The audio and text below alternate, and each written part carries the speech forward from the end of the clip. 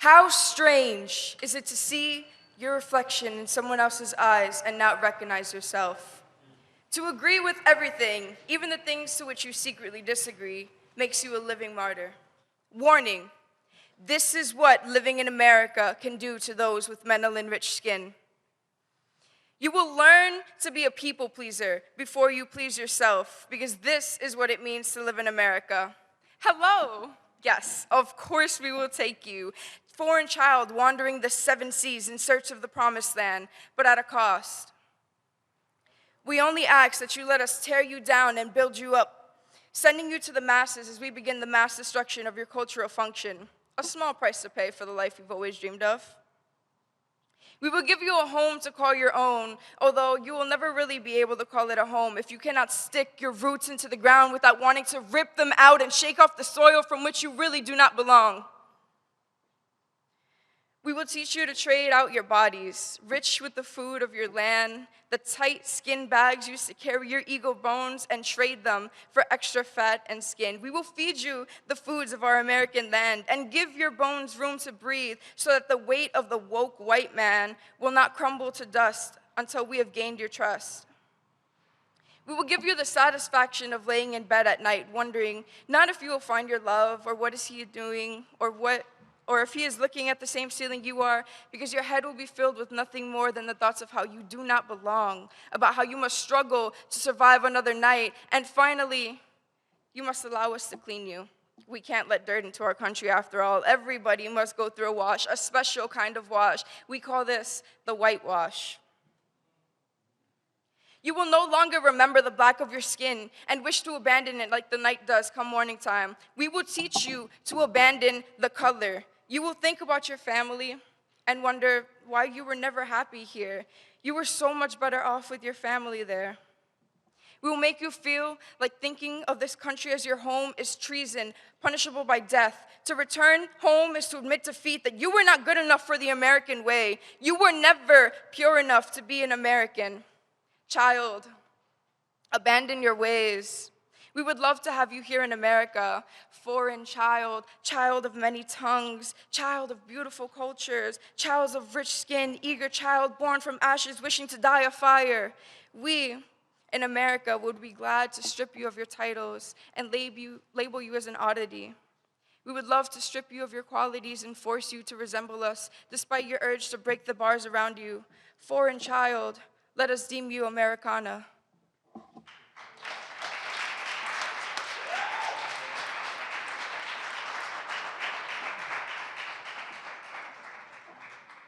Thank you, Gabriella, and Gabriella is from Arts High School.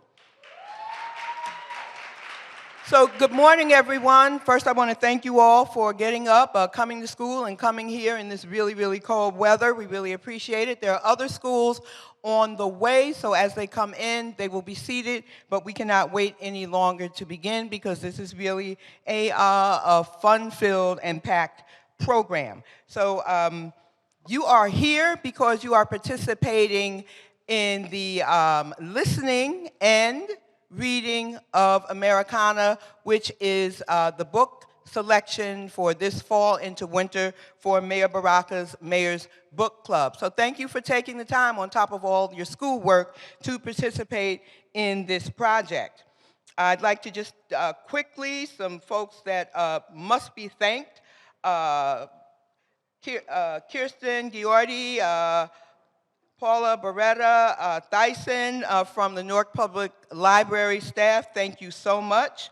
Michelle Morgan and Ashaki Larkins from the Mayor's Office. Dr. Mario Santos, Assistant Superintendent for the high schools from the Newark Board of Education, our Newark School District, and Liana Sumi from the Newark Public Schools District, and she's a special assistant, and you'll be hearing from her in just a minute. So just quickly, if you do not have a hard copy of Americana, you can get a hard copy at any Newark library. That includes this main branch and any of the branches, so the branch in your neighborhood that you may pass going to and from school will have a copy, but you have to go in there and you have to pick that copy up and you have to ask for it. Ask for the Mayor's Book Club book, ask for Americana. If by any chance they run out, they don't have any more, whatever, let your teacher know. We'll make sure that we get the copies, to you. The partners in this project, in this Mayor's Book Club, which is part of a larger literacy coalition in the city, our partners are, of course, City of Newark, United Way, Newark City of Learning Collaborative, the Newark Board of Education, Panasonic, Audible, and our host here for today, the Newark Public Library. So without further ado, I'm going to move, but let me just tell you what's going to happen next. You're going to hear from three people, and that is Thomas Alroots, the interim director of the Newark Public Library, followed by Liana Sumi, special assistant Newark Board of Education, followed by Monique Jones, community engagement coordinator at Audible. And after that, we will move directly into the mayor's fireside chat. The students who are sitting in the front here will be engaging directly with the mayor. If there is time at the end, depending upon how the time goes, the mayor may choose to open up and engage other students in the audience, but it all depends on the time. And we also have a few other student presentations. And I want to thank the students who took the time to actually bring their presentations here today to share with us. We appreciate it, and we welcome the opportunity to give students a venue for expressing themselves. So thank you very much. I forgot to say who I am. My name is Antoinette Richardson, and I'm Chief Education Officer in Mayor Baraka's office. Thank you.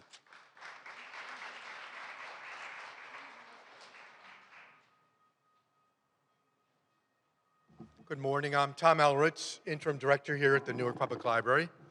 I want to thank Mayor Baraka for coming to the library again. He's been here lots of times throughout his life, including recently, and taking time out of your schedule to come to the library and talk with our Newark High School seniors. Newark High School seniors, class of 2020, moving there pretty quickly. And it's nice that you can come here today and participate with the mayor in talking about a book that hopefully we've all read, Americana. And as you move into your senior year, you will be moving on in your life. You will be having less direction from your parents, less direction from your teachers, and you assume responsibility for your own development, the development of the life of the mind, which is what we're talking about today. The mayor's family has come to the library for multi-generations. I welcomed his grandparents, his parents, and him. You too need to develop that same spirit of always developing the life of the mind. We cannot be simply a technology generation that reacts with LOLs and never thinks about anything. We need to read, grow, learn, develop dialogue. We need to adopt the attitude of lifelong learning. As long as we're living and breathing, we need to continue to learn. And this is tough in today's environment. So this is a good example, a good model for you as you move into taking that responsibility on yourself. So please continue to use your libraries in person or remotely. Ask questions, borrow things electronically, in person, participate in discussions in the community on culture, on history, on current events. Welcome to taking on the responsibility for your own mind and development, and I hope that we'll see you participating with us for many years. Thanks for being here.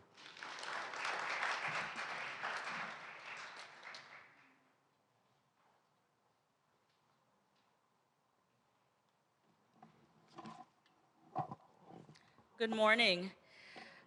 I'd like to welcome our students, teachers, and staff, the City of Newark, and our friends and colleagues from the Newark Public Library and from Audible.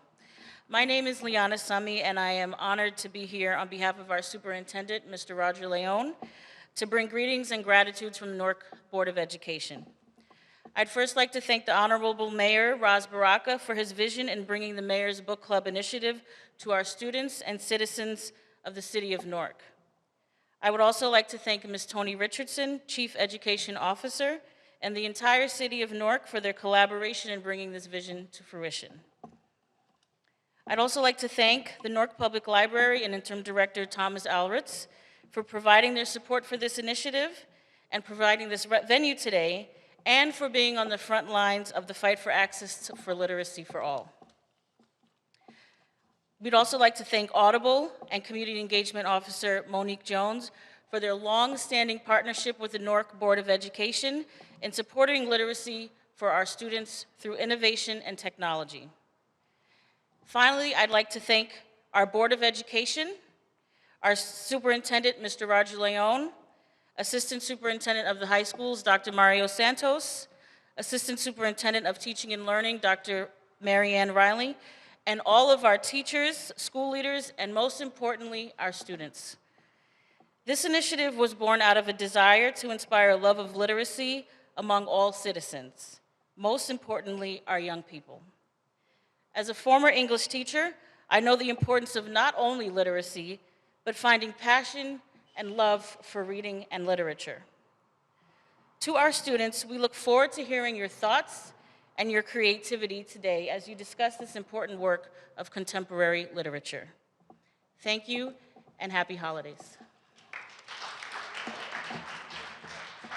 My name is Monique Jones, and I represent the Public Policy and Community Affairs team at Audible. Although we are a global company, we are proudly headquartered here in Newark, New Jersey. We were also pleased to offer a complimentary audiobook listen of Americana to the students, the teachers, and the administrators. This contribution is in direct alignment with Audible's mission to support Newark's youth in education-based initiatives. Thank you for including us in this endeavor, and we look forward to future collaborations.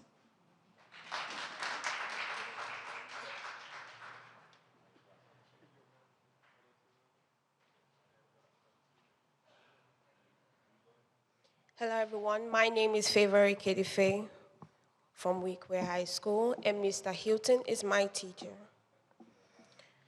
I'm here to recite a poem called The Story Behind the King.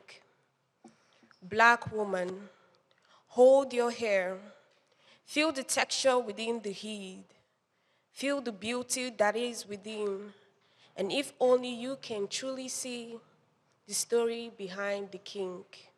Black woman, your hair should not be your defeat. Blessed than the rest, woven by the best. Oh yes, your hair is gold indeed. And if only they can truly see the story behind the king. Black woman, your hair is not as shallow as you think. Hair greater than the mustard tree and farther than the Arabian Sea. Glory that set all of humanity free. And if only they can truly see the story behind the king. Black woman, if we know what, where, how your hair came to be, if we know what, where, how your hair came to be,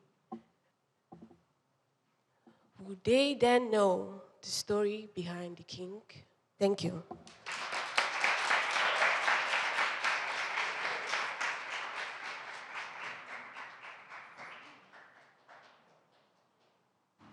Wow.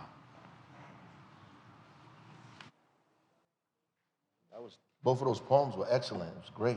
I was very impressed. I want to jump right into the fireside chat. I told Tony that I just want to jump right into the book.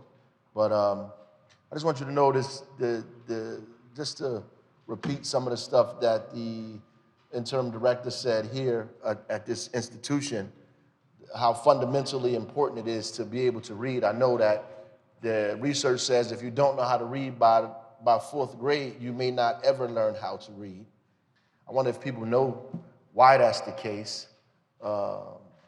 Anybody willing to take a stab at it? Any young people?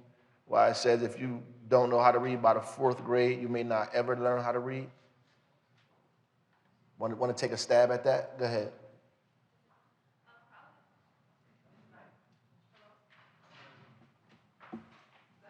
Probably because at 4th grade, everyone should learn how to read. So after you go to 4th grade, no one really cares about, but no one tries to make you read that because they're going to think you assume that you're not. You heard what she said? She said by the 4th grade, people assume you already know how to read, so they're not trying to, well, they don't care if you know how to read or trying to teach you how to read. And it's almost close to what it is, up to the 3rd grade, you're learning how to read, right? By the time you get to the 4th grade, you're reading to learn. So those are two different things, right? So you can't read to learn if you don't know how to actually do it. By the 4th grade on, everything you're reading is about comprehension and understanding and trying to figure out. So reading becomes a tool for you to learn. Prior to that, you're just trying to figure out how to navigate and use that tool, right? And so after that, people are rarely trying to show you how to use the tool. They're actually giving it to you so you can learn other things. And by that time, you get further and further behind. That's why the 9th grade is probably the grade that we drop out the most of. And I know a lot of stuff because I was a principal too, so, but it's important. Reading is incredibly important, which is why I want to have a book club, which is why I want to advocate that we all read, not just young people, but adults. We need to read all kinds of things, all kinds of material, all kinds of stuff. We need to read. And I probably got the love of reading from my dad. And we need to read different cultures. If we can read in other languages, read in other languages. You have to read and think in as many, if you can, in many languages that you can read and think in. It's important. I know sometimes we come here and we're forced to throw our language away, our language that we came here with. We need to keep that. We need to enhance that. We need to develop that. That becomes a part of your person, who you are, but also intellectually, it advances you even further than you could imagine. So it's important. You don't want to get caught up in this thing that you only need to speak one language. I think Americans are probably the only people in the world that speak one language anyway. So it's important that we compete with the world, and so we speak multiple languages, and that's important. And so if you can read in multiple languages, that's incredible. That's incredible. So I just want to, and I chose the book Americana. I thought it's an awesome book, and it represents Newark in many, many different ways. Besides, it's on Barack Obama's reading list himself, so I snatched that one off of his. So I thought him and I like the same book, might as well share it with everybody else. So let's jump right into this. I thank all of y'all who came out, everybody who actually read the book. I appreciate you. Or listened to the book, because we have technology now. I couldn't listen to a book when I was a kid unless my mama was reading it to me. Now you can listen to a book on your earphones, because you couldn't put a book in. I had a Walkman. A lot of you guys don't have Walkman. I had a tape that I had to slap into a thing. It was a Walkman. It's about big as a TV on the side of my hip. But now you guys have all these other technology. You can listen to these books, and Audible is helping us do that, and I just want to thank Audible for their helping this. I want to thank the Newark Public Library, Panasonic, everybody, Tony, of course, for making this happen and making it happen for all of us. So thank you. Let's jump right in. Thank you, Mayor Baraka. If there are any other students who just came in who are either supposed to perform or be in the conversation group with the mayor, please move forward quietly now to the seats in the front.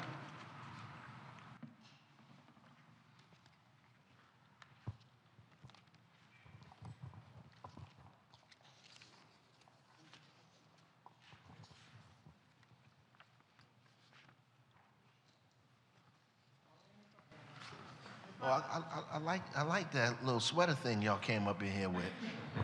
What is that? What school is that? Oh, okay. Eagle. All right. That's nice. Rumble, young man, rumble. So, is this the first time you guys actually heard of the book Americana? Who's heard of the book prior to us reading it? You've heard of it before? Where have you heard of that? Heard of it from? My school in Nigeria. Oh, your school in Nigeria. Wow. Because I know the author. Oh, you read other books by the same author. Well, I'm impressed by that. Wow, that's incredible. I actually know the book because it was referred to me by somebody to read, so I read it, and I thought it was awesome, and I also, they referred it to me because it was on President Obama's book list, by the way. So I read it, I thought it was an incredible book, and I thought I would share it with all of you. Maybe you get the same experience from it that I got from it. So the main character's name in this book, let's start there, right? Maybe somebody could pronounce it so we could start there with it, and everybody in here could get it right, and we're not crippling her name as we go forward. Yes? So her name is Ifemelu. Ifemelu. Yeah, it's an Igbo name in Nigeria. Igbo in Nigeria. Yeah, right. So in Nigeria is Igbo, and what's the other? I know it's other kind of... Yes, we have Yoruba, that's where I'm from, and we have Hausa. Hausa, Yoruba, and Igbo, and right. she's from Igbo. Igbo, the Igbo people. Good. Say the name one more time so everybody get it right. Ifemelu. Ifemelu. You know what it means? Nah, I'm not from that. You should have came with that one too. That's great. Ifemelu. Everybody got that? Ifemelu. So we won't butcher her name, because I know when I was a kid, people butchered my name. How many people's names get butchered in here? I mean, they butcher your name. They say it gets so crazy, you just say, just call me anything, right? You don't want, but when I got older, I started saying, after a while you say, it don't matter, say what you want to say. But when I became an adult, I began to think about it. I said, you know what? I want people to say my name the right way, right? Don't you want people to say your name the right way? Yes. It's hard, and you have to understand the alphabet and the pronunciation of alphabets are different, right? And it's difficult for people to say those kinds of names. The interesting part of it, and this goes into the book, is whether they're committed to say your name properly, whether they care enough to say your name properly, right? Because your name is a part of who you are, and it also speaks volumes of your culture, right? You agree with that? Yes. Yeah, it speaks volumes of your culture. So it's important for, my first daughter's name was Amandla, right? It is from South Africa, it's Amandla, but her friends and her teacher used to call her Amanda. And after a while, she, got cool with it, and I said, your name is not Amanda. Your name is Amandla, because it means something, right? Amanda is somebody else's name, right? So, Ifemelu. So let's, one of these questions wasn't highlighted, but I want to ask this question or talk about it a little bit. She lived in Princeton, right? Yeah. But she had to go somewhere else to get her hair done. Now, I think that's important, right? And it goes to the poem that was just read in my mind. Why is that the case, that she had to go someplace to get her hair done? And what do you think about that? Right or wrong, whatever. She had to go somewhere else. Why did she have to go somewhere else to get her hair done? Hello. These mics. Hello. Yeah. In the book, she had to go to Trenton, which, if you look at the demographics, is a predominantly black area. So naturally, you're going to have a lot of immigrants, especially African immigrants. And the hair salon that she went to was also predominantly African. But Princeton itself is not. It's mostly white people, especially with Princeton University being a top school. So it's just very interesting how she had to. When she had to go and do her hair, she did it in the kinky way. She had to leave where she left to embrace her culture and then come back, and that weird divide between America and Africa was very Princeton is not far from us, right? No. You ever been to Princeton? Any of y'all ever been to Princeton? Good. Right, been to Trenton? Yeah. It's very different. Princeton and Trenton is very, very different place, right? So, you have any thoughts about that? Any of you guys? Any thought? What about you guys? What do you think about? We don't have to go through all of that, right? But what do you think about that? About the fact that she had to go to Trenton? Do you think that's a big deal, or it doesn't mean anything, or? I'm gonna let you. I just want to hear one of these guys' perspective first. I think it's a very big deal because where she was in Princeton, there weren't anyone there to actually do her hair the way, the hair texture that she has. No one can do our hair. No regular people can do our hair like it's supposed to be done. Right. So when she went to Trenton to get it done, it shows an effect of how important our hair is. That not just anyone can do your hair. You thought it'd make her feel a little isolated in Princeton? Yeah, it did. I want you to pay attention to something you said, though. You said regular people can do our hair. I'm gonna come back to you. Go ahead. Go. Okay. The reason why I think it's very important because just that specific part already shows that the country's divided, and it shows like the separations within culture. Even though America puts up this front about everyone being invited and everyone embracing each other's culture, it's not that way in reality. Especially when it comes like with Trenton and Princeton, and then the whole thing about the hair and having to go somewhere else to do your hair. It shows the divide. Right. And anybody feel some type of way about regular people, though? Go ahead. I don't think he meant regular people, but I think what he was trying to say is that like other people from other cultures might not know how to do African hair the same way as African people know how to do their own hair. No, I know exactly what he meant. I know exactly what he meant. The point is what he was thinking and his ability to express what he was thinking. He was expressing it in the information that was given to him. And that's like teaching and learning. The information that was given to you, you expressed it that way. So just be careful, because when you say regular, then you mean if there's regular people, then there's some people that are what? That are irregular, right? And then who gets to decide who's regular and who's irregular, right? Who gets to decide that, right? And so we have to figure that out, like when we're talking, because we think that way. You begin thinking that way. It's important. You know that whole adage, sticks and stones may break your bones, and words will never hurt you? It's just the biggest lie adults tell you when you know, it's just a huge lie. You want to say something? Go ahead. Yes, and I think the most intriguing thing is that despite the whole difference between Princeton and Trenton, and how we said Trenton has more black people, when she went to the salon, right, and she had a kinky texture hair, one of the workers was like, oh, why don't you just relax your hair? So that kind of shows that even though you're with your people and you think you will be accepted, there's still things that they prioritize and they favor more, like the Western culture, straight hair more than the kinky curly hair. Right. So I want to get into this accent thing, because that jumps on all of us, right? Everybody. She thought it was important sometimes to fake an American accent, right? Do you know people who do that? You know people who do that? Yeah. I know a lot of people who do that. I know Brazilians, Portuguese. I know a lot of people, Dominicans, Puerto Ricans, Africans. Heck, I know some people from South Carolina who try to fake some accents. You know what I mean? So why do you think people do that? Why do you think people, somebody who hasn't spoken, try to fake their accent? And then why does she stop doing it? She does it and she stops doing it as well. Why do you think people do that? Wait, somebody else, go ahead. Okay, so I feel people fake their accent just to be accepted, because most of the time when you talk to the American kids, they be like, oh, what are you saying? I can understand what you're trying to say. So you have to like fake the accent to be part of the community, to be accepted, to belong to the known kids, and to belong to the society, to fit in. The larger society. Yeah. Right? So you fake. Have anybody, have you ever been in that situation? Anybody up here? You ever been in that situation?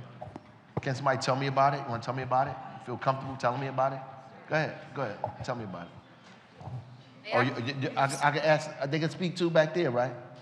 Okay, you next. Go ahead. Okay. I actually have a reverse situation where I'm a Ghanaian American, but I do not have any accent at all. So, and that wasn't a problem. I wouldn't know. I'd be careful with that. I don't know. Some people say that my accent is very, like, I sound very American. I don't sound like my parents are from Ghana at all. Yeah. So in my old school, where it was it wasn't predominantly white, but there's just not many Africans in general. This sort of voice was okay. But then once I came to Newark and went to a school that's predominantly black, then I found myself trying to change my accent so that they won't think that I'm trying to be white, but it's just that when you're in an environment for so long where people speak a certain way, you can't help but talk like them. And I don't want to be fake, but I also don't want them to think that. You know, there's some people in Ghana who speak very proper English. Yes. You know why? Because they were colonized by the English. Yes. Americans always make fun of people who don't speak English properly, but Americans don't speak English properly. Yeah, it's very true. Yes. You know why? Because we're not from England. We're American. Right, we're American. My father used to say, we always learn English literature in school, but not American literature. There's no American class, there's only English class. And most of us don't even come from England. Even the Europeans that are here are not English. Some of them might be, but many of them aren't, you know, German, Polish, Italian, you know, all kind of places, right? So, any of you ladies ever been in a situation like that back there? I got you. I mean, I've always lived in the Ironbound, so there's a bunch of Brazilians, Portuguese, Hispanic. There's a really good combination of different people. But there have always been, you know, people coming from different countries, and they've always had to speak English because it's forced in school, and they don't get to practice their first language. Right. So as I grew older, of course, since I was a little kid, my parents, since they came from Brazil, they've had that accent themselves, so it's so normal to me. Right. But I don't have that accent because I was born here. Right. But all my friends did, and so for me to, you know, go to a predominantly white neighborhood and listen to everyone speak, it's kind of, I wouldn't say not normal, but I'm not used to it. Right. So that would be my personal experience. Okay. Yes, ma'am. You ready? Yeah. Showtime. So I want to speak in regards to the first question that you asked. I feel like the reason why we Africans or people from other ethnic groups try to form the American accent is because when teenagers or just children go to school, the Americans and the Black Americans, they make fun of our accent, and it makes us feel so insecure. And sometimes it will make us feel like we're nothing because we just can't speak their type of English. So we just use that fake accent as a shield to avoid most of the bullying and everything else that happens. Wow.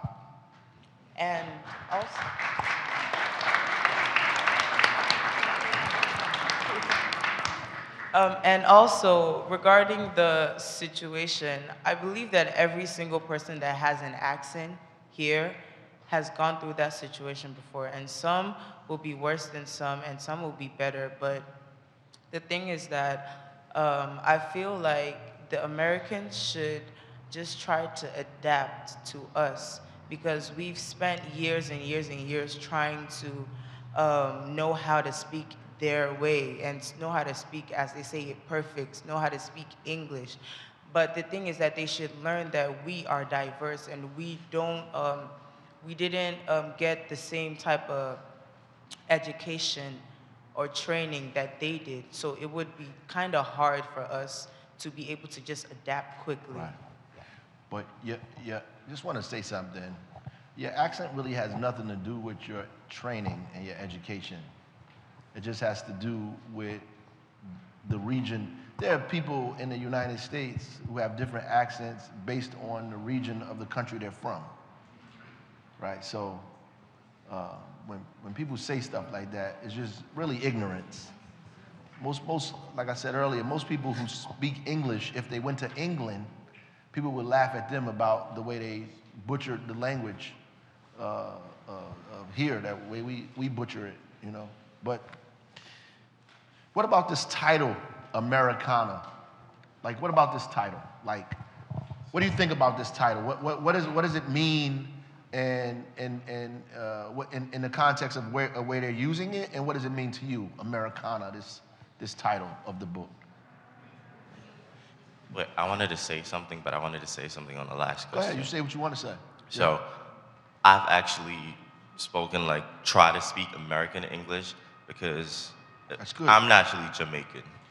So, everywhere I go, I get bullied into speaking patois. Oh, okay. Because everyone wants to hear our sounds, and I'm like, if I say something to you, you're not going to understand. So, it's like, what sense does it make? Right, right. So you got the reverse. going Yeah, on. I have to. Yeah, yeah. It's exotic. What about this Americana thing first? Go ahead. Go ahead. You? Yeah. Oh, you need a mic. Yeah. Sorry.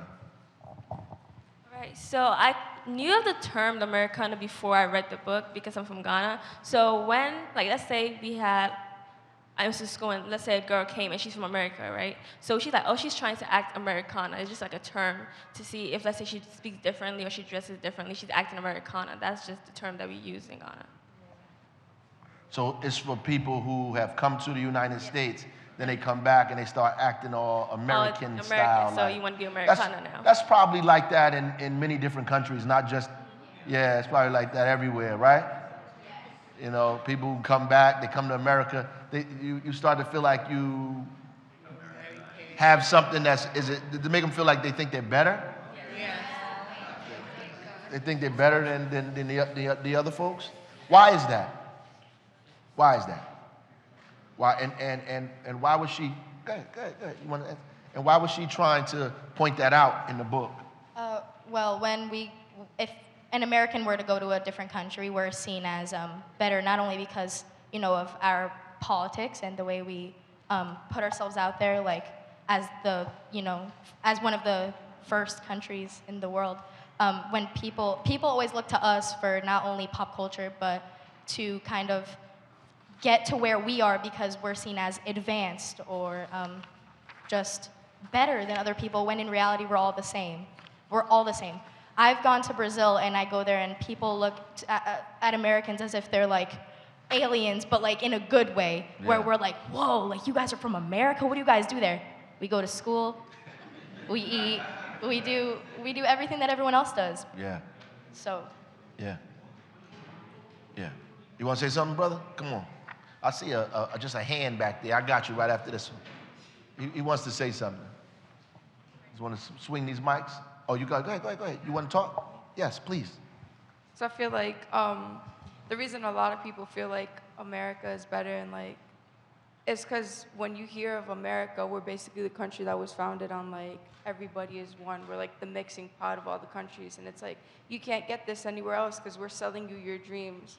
But everything comes at a price, and when you sell your dreams, you also kind of like lose a portion of your identity, and that identity is where you originally like cultivated, where you're from. And so when you go back, it's kind of like you're coming back a different person. Like I was in America, I did what I had to do. I left my country, and I kind of like, I'm better than you now because I did it. And people see it as like a big accomplishment, but because you're here and everything is like not given to you in America, but it's easier than when you're in your own country. People see you as like a big achievement when in reality you haven't really done much except for abandon who you used to be and traded in for a new skin. Right. I want to hold that thought. Go ahead. Speak 1, 2, and then you. I want to hold that because you got into something I want to talk about. But go ahead. Regarding the question that you just asked, like when my family and we'd go back to Colombia, I would always speak English, like with my brother. Between me and my brother, I speak Spanish too, but just between me and my brother, I would speak English with him. So when we were in public situations and I'd speak English to him, it was actually different. People would look like mad at us or weird at us because it's like, why are you guys speaking English? Like it's like, oh, probably another pair of tourists. It's like, no, we're from here, but I just can speak English too. Wow. So people would look at us bad, and it's like, why? It's privilege. Go ahead. We get the mic.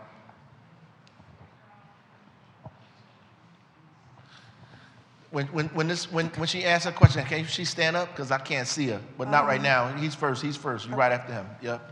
And people look at America as like this one unity place where there are like different diversity of people come together, and like because America gives opportunities to a lot of people. So like back when me living in Nigeria, people dreamed of coming here and having the opportunity to get a better education and stuff like that.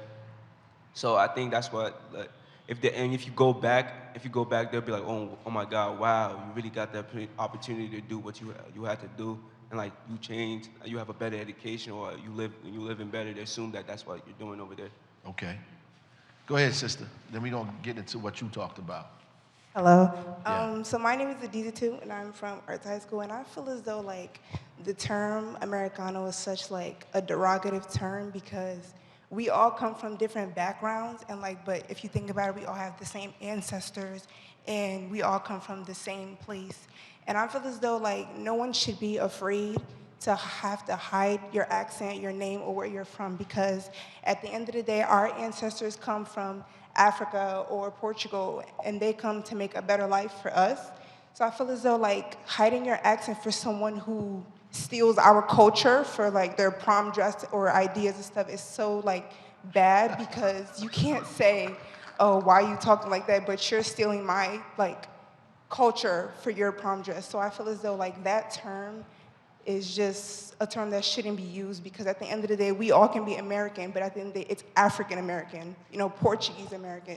We put our background and everything into what we have just to come and have our title stripped away from us. So I feel as though, you know, if you know where you're from, don't say you're American, say you're African. Don't say I'm African American. Yeah, you're African American, but your ancestors came from Africa, so. Okay. That's what I saw somebody else over there before I get into what the young lady talked about. Somebody else. Go ahead, sir. Hi, hello. My name is Ernest. I'm from Eagle Academy. You got to speak up. Okay, sorry. Hi, hello, everyone. I'm from Eagle Academy, New York. My name is Ernest Bell. So with America, I feel as though there's a false sense of pride with being an American because of how privileged or how blessed you are to be in a country where looking skinny or looking white makes you better or like superior to another race.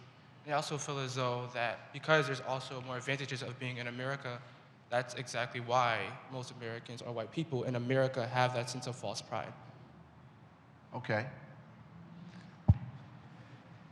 The census, what's the last thing you said? Most Americans are what? Because of like the advantages of having the privilege to be in America, that's why there's a sense of false pride. Okay. So we got to talk about what those advantages are, but I want to get into, what's your name? I'm sorry. Gabby. It was a great poem too, by the way. Didn't you read that poem? Yeah. She said that when you become an American, you lose some of, it's a sacrifice that you make. You lose, and these are some of the things that were pointed out in the book. You lose a little bit of who you are culturally to become an American, right? You lose a little bit of that. Would you agree with that? What do you think you lose, and do you think that's a negative thing or what? Or a positive thing? Yes.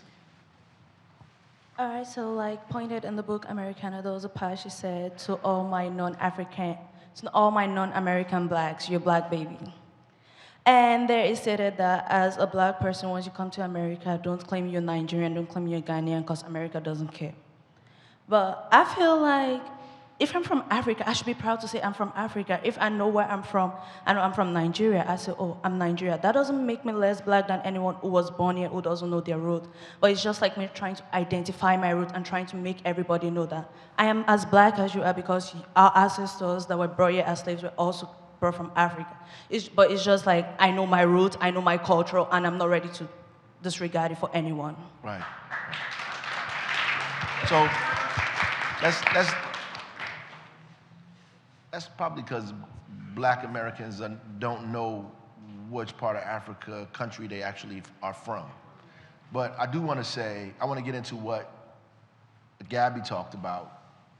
What do you lose when you become American? What do you lose? Go ahead, you have to. I feel like it depends on the person, but for me, I lost my language because you tend to want to simulate, and as you said, changing of the accent, right? So you tend not to speak your tribal language. Like for me, Ga, I started to like forget some words. I could not relate to my parents as much anymore because I was losing that language. But then again, let's say I give birth to another, like my child, I can't pass on that language. This is loss of generational heritage there. That's what I lost. That's huge. Go ahead. I think it's funny that when we come here to America, we try to change and be Americans, but the Americans actually capitalize off of our culture and things that we were brought up on. So like prom dresses that she spoke about back there, you see everyone trying to do it because it looks good, but Or as some shrimp roti. yeah. Americans, they capitalize off of our things. Yeah. They make money off of it, but we try our best to be like them when we should be ourselves because it would make us better, more stronger if we unite as one people.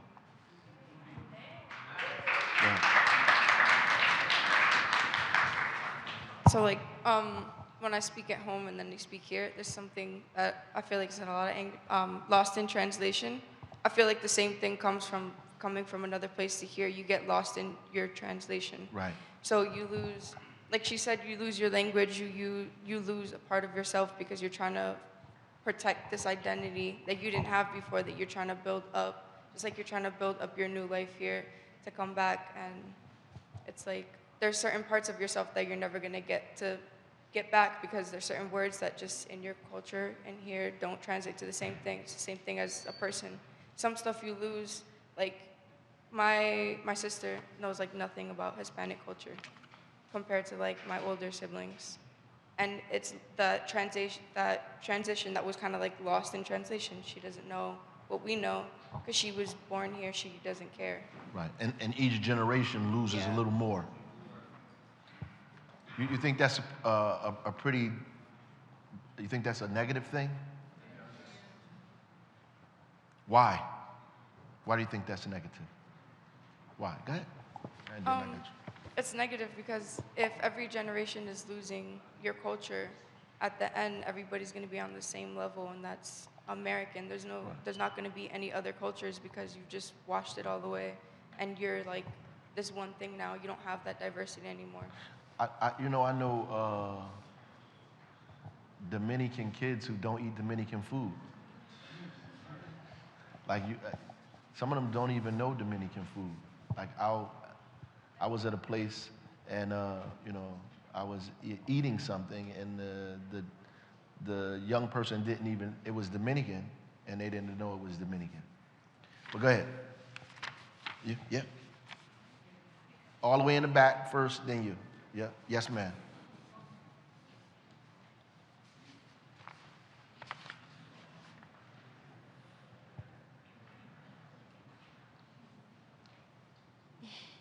Hi, everyone.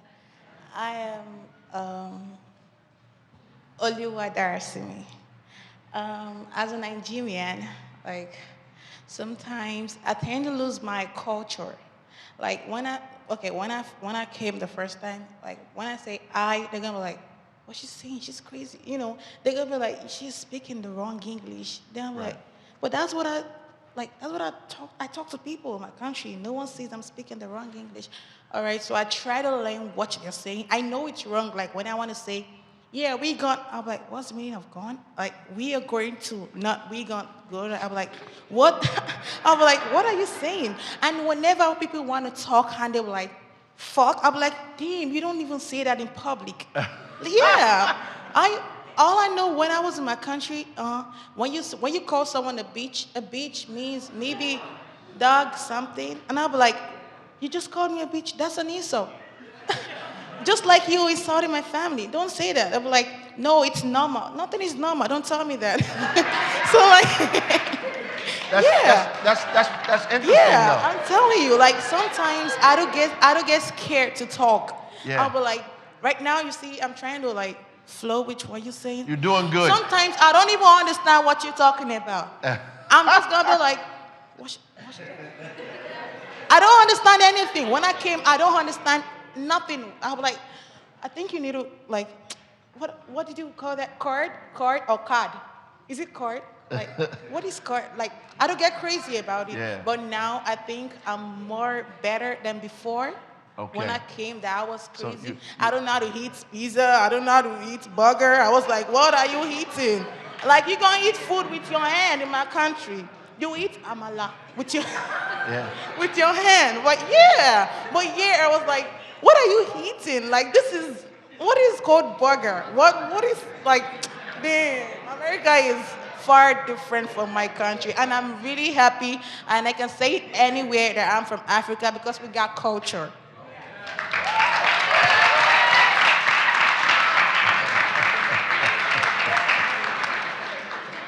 That was like a TV show right there. What you just did. That was like a TV show. Go ahead. You're next. Okay, so to me, I personally feel like being African, specifically Nigerian, is a flex. Because anywhere you go, Is a what? Is a flex. Flex? Yes. That's a new word. I'm like the Nigerian girl in the back now. I have no idea what you're talking about. Because if I go anywhere and they ask me, oh, where are you from? I'll say, I'm Nigerian.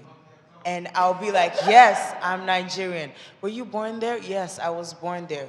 I know the culture. I know everything about being a Nigerian, and I'm proud of it. But the thing is that the kids that will, the little kids that come here, when they're like 3 or 2 years old, they wouldn't be able to experience that. They wouldn't be able to experience how schooling in Nigeria was, how being in a boarding school in Nigeria was, how the food tasted, how all the parties were, how you dressed, or how even up to the little fights or the kids running around the streets, or the malam shop, the candy. They wouldn't have the accent. They wouldn't be able to, because They can't do the thing with their teeth like. yeah, they wouldn't be able to do that. They wouldn't be able to speak our language. They wouldn't even be able to speak pidgin English because, okay, let me give you an example. If I talk to her, I come up to her, I'm like, how far are you there? What's in the happen? You wouldn't understand what I'm saying. You're but right. only the Nigerians will understand what I'm saying. Right. And that's a flex. Yeah. Because even if I personally don't know any languages, I can always use pidgin English to talk to any Nigerian that I know. And I love that. What is it called? Pidgin English? Yeah, it's called pidgin English because it's English, but everybody in another does that. style. It's like patois. Yeah, something like in that. Jamaica, it's probably, yeah. And also, when some teenagers come here, Right? when some teenagers come here, they tend to lose their accent. Like, sometimes when I talk to my dad in Nigeria, he's always like, Twanet, you have lost your accent. I'm like, I don't know how, it just happened. So most of the time, I try as much as possible to talk in my accent, because I don't want to lose that accent. I value that accent so much. I never knew it was like such a good thing for me to have a Nigerian accent, but when I came here and I saw some black people not even knowing where they come from, and you ask a black person, where are you from? They say, I'm from New Jersey, I'm from Newark, I'm from Florida, and I'm like, excuse me? That's everything basically. And that's is really, really negative for the fact that some kids will not be able to identify or experience what it means to be African, like truly African. Yeah. And we also have that African, what is it called? A gator. No, not a gator. Like a radar. I'm sorry. Like an African radar that, like, if a black person passes, we will be able to know if they're Nigerian or Ghanaian. Or if they're just pretending. We will be able to know. Yeah. And we'll tell each other that, look at this one. She's trying to form. She doesn't know that. She doesn't. Yeah. All right. It's somebody. It's some. I want to get this gentleman here, and then this young lady right up here. Get some of these guys involved. You're right after her. The most absurd thing like my mother ever did, like even when I was in Nigeria, was she tried to like make her children stop speaking like their native language because she felt like, oh, who is she? My mother. Okay. So she felt like, oh, if we speak English and we act all American, we don't behave all wild like this, a regular like African kids. Even though like that was even in Nigeria, she believed that, or we would be like more superior than other Africans, like people that are among us, because if you go to America and come back, they look at us like as more superior. Like I just think about it like it's so absurd because like people value the culture and like it's so like weird, like, and you trying to like strip it from us, like, and like that's like unbelievable. And like I just resonate like, the thing like people value now, it was the same thing you was trying to strip from me. But I'm glad like I still have like the accent and the knowledge of my culture. Right. She's next, her, and then him. And I have like a couple more questions, right? Are we good? Huh? Okay. Hello? Okay. That's good. Go ahead. Most definitely, being Nigerian, being Nigerian comes with the flex, and I also agree with what she said. Personally, what I lost was my childhood. They say your childhood, you preserve your childhood through memories. And the place where my memories was, the place where I can actually derive my memories from, I'm not there. So in Nigeria, right, I'm Nigerian, whatever. In Nigeria, we travel over to my grandmother's place every Christmas, and she's bent on me understanding my native language, and we cook Nigerian food and everything. But every Christmas right now, I'm like, okay, what am I supposed to do?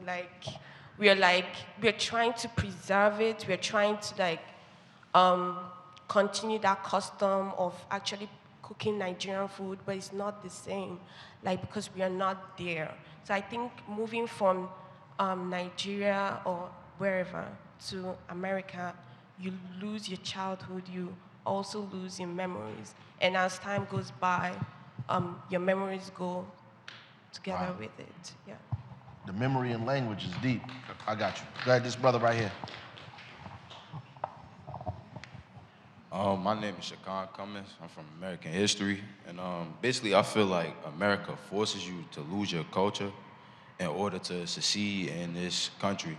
Because when you do like a college application, it has Black American and African American. And for me, honestly, I feel like I'm a Black American because when I look back at my history dates back to my great-grandfather being a slave or my great-grandmother being a slave. Right. So like I don't really know anything from my history in Africa because I don't know where I start from. That's But right. I feel like if you're an African American and you're coming to this country, you may know your grandmother or great-grandmother that was in Africa. So I just feel like we're both the same color, but it's a disconnect in the culture. Absolutely. And I feel like in order to be successful in America, you have to lose a part of your culture in order to succeed. So keep the mic. Do you think that's is that okay? You think that's a good thing, or is it necessary, or? Honestly, I don't think it's a good thing because we all look alike, but we're disconnected in some way. Like there may be some dislike. A Black American may make fun of an African because they're African booty scratcher, or an African parent, they might not like the Black American because they see that kid as too American. So it's just, it causes a disconnect when we need to be united. But the part, that's true, the part about the country forcing you to lose some of who you are in order to be successful, what do you think about that? I think that's true as well because dating back to the slaves, they would force them to learn Christianity and let go of their religion to fit the American way. Okay. You next. It was somebody over here, but go ahead. Yeah, you go. I personally am not Nigerian, I'm Togolese, but I came here when I was really young.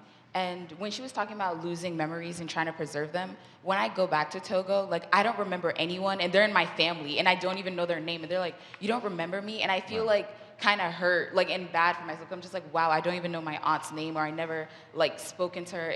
It's like, when she was talking about the disconnect, I really felt that, especially when it came with, like, me and my culture. How many people in here have that? You go back home and you don't know people no more, and you don't. They be like, you don't remember me when you was 5, you did this? You be like, no. No. Go ahead. Another thing I feel as teenagers and children we lose when we come to America is our manners. Your who? Our manners. Okay. Respect. And, Manners. Yeah. That's what the young lady said back there. I'm not gonna repeat the words she said, but she said, I don't know why people talk to each other this way. But we do that. Because most times while in school, we see our fellow teenagers and cursing out the teachers and saying all sort of rubbish they want to say. You get a beat. Myself and my friends would just be like, oh, I wish this kid can just school in Nigeria for just a day. For just a day. And not to talk about the phone issues. You be in class and you playing music aloud. Who's gonna allow you to take phones to school in Nigeria? Not to talk of, if you say A when your teacher is teaching and she says, keep quiet, and they should hear just a pin drop, you're in trouble. So like, the rate of the respect and the manners, it's high. But here, it's people, like teenagers don't even regard the parents. They see the parents as their mates, like they just cuss them out and say all sort of whatever that they want to say because they feel, oh, everybody has same right. So they don't need to like show that respect, that they don't deserve nothing from them. So I think that's one thing we lose as teenagers and kids. Yes, ma'am. Yes. Hi, everyone. My name is Maria. I came here in 2009. So, like, I remember, like, when I was younger in my country, like, so many memories, like, and I totally relate to the book, how it disconnects you, and like over here it's a whole, like, another country, a whole another world, and at the same time, I feel like, and you were asking people, is it a good thing or a bad thing?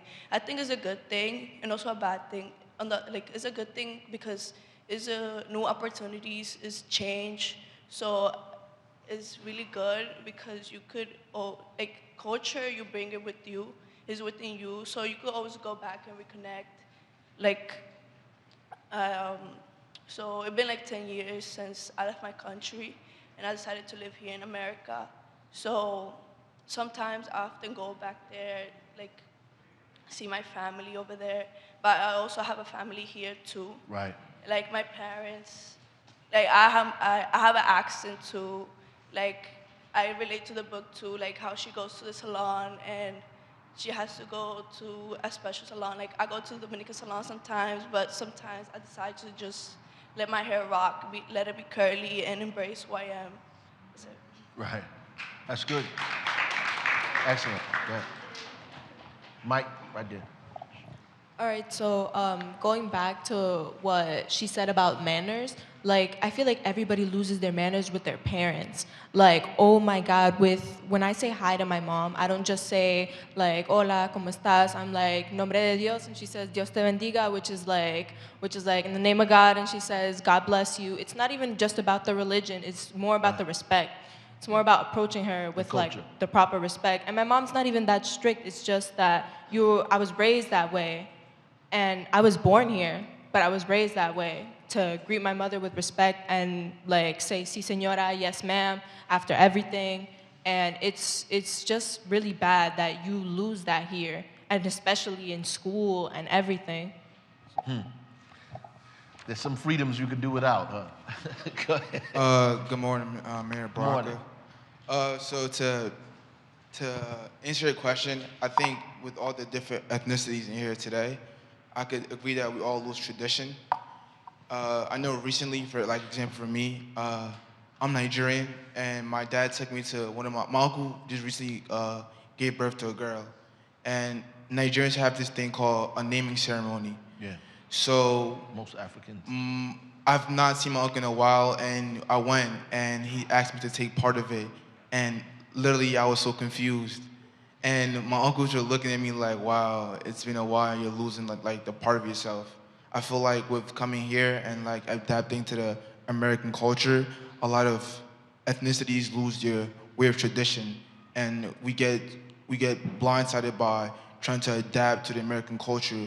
We don't get to really have time to really like know ourselves and study on our history. Right. Go ahead. I'm gonna let this brother right here. He didn't say anything yet. We got two more. I'm gonna let him talk. Go ahead. And go ahead. I'm Dario Dukamaya from Central High School. I'm also a Nigerian, and one of the things I personally lost was my connection with my family. When they came here to visit me for summer, I couldn't connect with them emotionally. I had to try harder to get to know them better, and they felt like they weren't really my cousins anymore.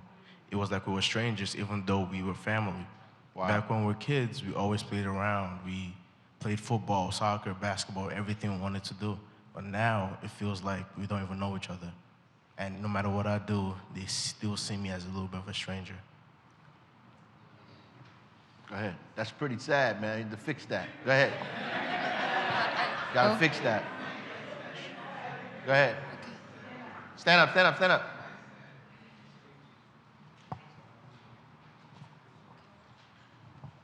I feel that an abandonment of culture is not just an American thing. Right. I went to Spain, and in Spain they have this group of what they call gypsies. Right. And my father, he would pass by in the mall and say, see, those are gypsies. They're wearing too much jewelry, and you can tell just by the way they're dressed. And I felt that, and when I went back to talk to my parents, they were talking badly about where I lived, and see, they dress with sneakers. That's a lack of class, and I just saw that that was a way to hide how racist they were.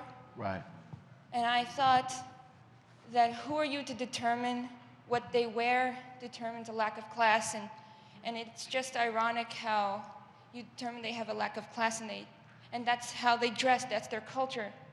And in gypsy culture, they wear a lot of jewelry, that's how they are. Right. And in many African cultures, they wear a lot of jewelry, they wear their hair the way they are because that's their culture. Who are you to determine that their culture is wrong because they don't dress like you?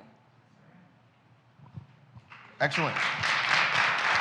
So we gotta shut down. If you haven't read this book, you should read it, and you should get deeper into it. We talked about a lot of things, a lot more of the stuff talked about, and we touched on a lot of stuff on the surface. I think a lot of these issues around race, around class, we didn't get a chance to talk a little bit about class here, people who are financially better off. I think people assume that when you're American, you automatically have more money simply by virtue of the fact that you're American. They don't know it's 5 of y'all in one bedroom apartment. Right? By virtue of the fact they think you've been to America, they're automatically somebody passing out money. And you know that's not real. And you like to go back to your country pretending that too. Pretending that you are rich and you know doggone well you're not. But we didn't get a chance to talk about class or the kind of cultural differences. And these are conversations that adults are usually afraid to have, difficult to have. These are difficult conversations. And you guys have done a great job in trying to deal with some of these issues. And, I made light of it, but these issues are very, very important. Losing your language is deep. Not being able to express your language to generations of children after you is a serious thing. We know that, right? The brother stood up here. What's your name, man? You. Shakar. That's Shakar? Shakan. From what school? American history. So, my family from South Carolina. That's my family from South Carolina. We from the South. So we know where we from. We from the South. We eat grits and collard greens and cornbread, and chitlins, and they eat all that type of food. And, my wife's family is Ghanaian. They Ashanti from Kumasi, right? So my son is gonna have both of those cultures. Perfectly, his grandmother teaches him how to speak Twi, right? And I can teach him how to speak black people English. And, and hopefully he gets to learn some other languages too. Prayerfully, he learns Spanish, he learns other kinds of languages as well. Maybe, I'm gonna try to get him to learn other languages. Portuguese, the second largest amount of people that look like me outside of Africa live in Brazil, right? So most people that look like me speak Portuguese outside of the continent, right? They speak Portuguese. So it would be smart for my son to probably learn how to speak a little Portuguese as well. So all of that is important, and we need to know like our relationships to one another. And there's a lot of times it's not taught, and I think Americana kind of points that out in a way because we all deal with these issues of race, of class, of culture, of our hair texture, the way we speak. Listen, there was some point when we grew up as kids, you couldn't even, if you said you had anything to do with Africa, it was something terrible. So you're talking about you're talking about losing your language, you're talking about generations of people, so you have to bear with some of us black Americans, right? So generations of us have gone in this country, have been taught that Africa is bad. So anything that comes from Africa must be bad. That's what we've been taught since generations and generations of us, right? My name is Baraka.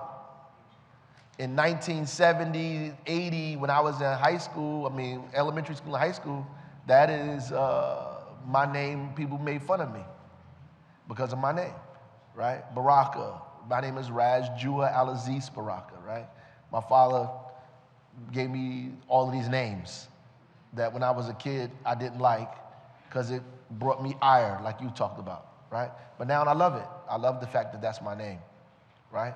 And I love what it means, and I love to embrace that. And so I think what Americana is trying to point out to us really is to love who you are, embrace it, find out those things about you that are different because you were born different on purpose. You weren't born different because you was better. You was born different because you're different. And we all become better once we learn each other's differences, right? That's really what she's pointing out, and pointing out how hatred and racism and the kind of white supremacy that exists in America that tries to make everybody believe that if you're not one way, there's something wrong with you. And what I love about this book is that it points out that if there's only something wrong with you when you try to pretend that you're something that you're not, right? And it's okay. Even the mistakes and the errors that you have are beautiful because God gave them to you. So thank you all for coming out and being a part of this.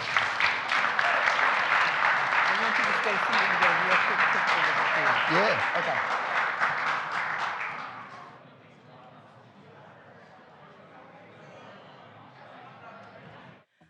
We are the fortunate sons and daughters of the American dream. Our parents claim we're 100% American, maybe just to heighten their self-esteem. The more you grow, the more you realize and see. You just see us as cultural abnormalities. We are taunted, shamed, and disowned for claiming a culture that is technically our own. But my own family will take offense when I try to express my nationality. But if I'm wrong, who am I? Where am I from in actuality? You're too white. You have an accent. You're American, and that's it.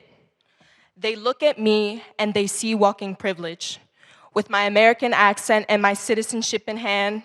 But there's one thing you need to understand. I am not the representation of the American dream. What I am are the fruits of the immigrant seed. I appreciate your struggle and I'll wipe the sweat from your brow, but you need to comprehend that we share the same culture somehow. It's not the accent in my mouth or the wealth and the nationality of my future spouse. It's not the color of my skin or the shape of my eyes or the cultural stigmas which whom I despise. I'll be the judge of what defines my personality, and I know for a fact what describes my nationality. It's the ancestors and customs that we share in common. It's the blood that is coursing through my veins. It's the accents on the letters on all 5 of my names. Although I was raised in the US, being the product of the immigrant's dream is what makes us one and the same. Thank you.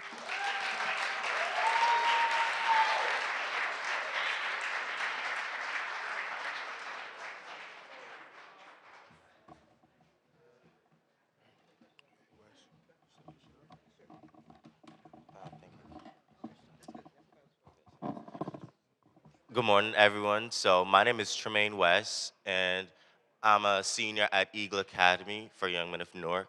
And today we will be performing a poem called Between Two Worlds.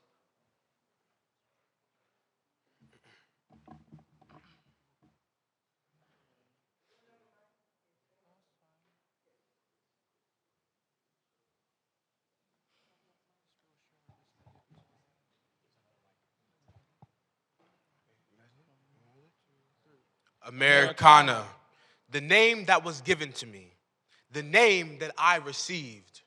To be or not to be? Americana. The name they called me, even though I'm Nigerian, that side of me seems inferior.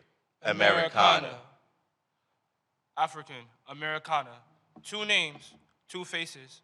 Africa, America, two different places. Americana. That was the name given to people like me, who left Nigeria to better their lives, not accepted in both places, now conflicted with both races. Americana. Thank you. This is the Eagle Academy.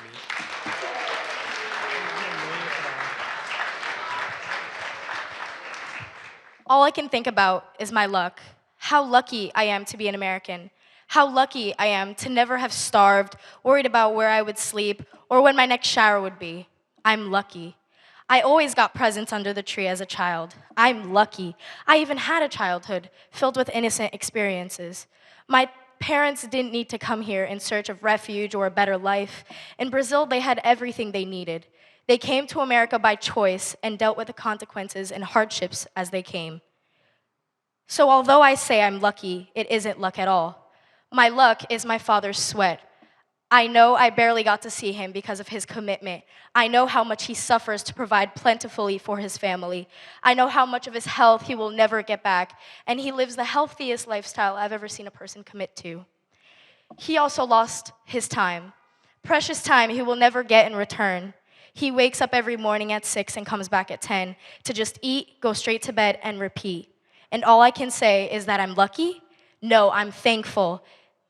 And I'm grateful and so incredibly blessed to have someone so dedicated to look up to, someone so easy to repay, because all he ever asks for is my happiness and to learn from his mistakes.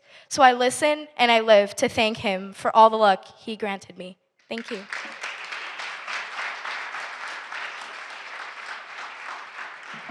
Thank you. I think we should really just take a second and give all of the students here who performed a really, really big hand.